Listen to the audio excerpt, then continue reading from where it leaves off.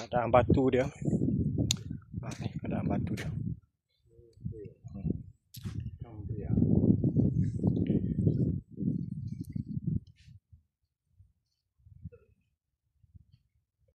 Okey. Ni pokok minyak kayu putih, tak?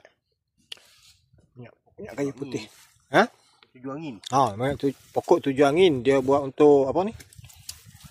Minyak angin lah dia, minyak angin. Minyak angin. Ni akar dia. Untuk buang angin dalam badan apa semua ni. Ni jenis pokok dia. Daun macam ni. Di kawasan sejuk kan. Cium bau tak?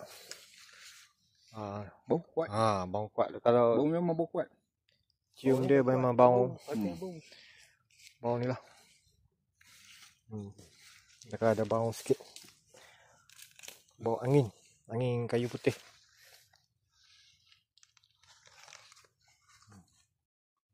Sekarang ni kita akan pergi ke belakang. Cuba tengok lagi sekali.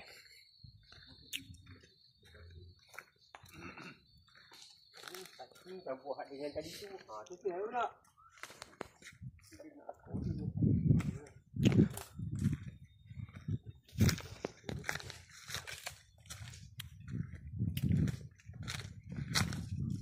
Ni keadaan kabus. Memang kabus terbaik.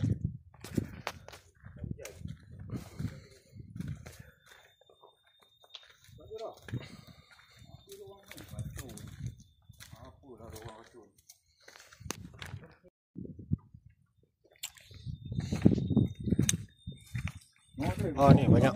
Tengok ni banyak. Ni semua dia punya ni. Semua pokok dia ni. Bunga halus tu dia tu. Kita ambil akar dia lah.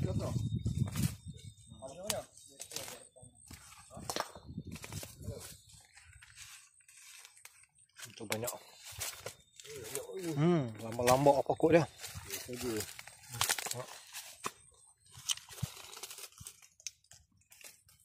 Balik boleh buat minyak angin ni.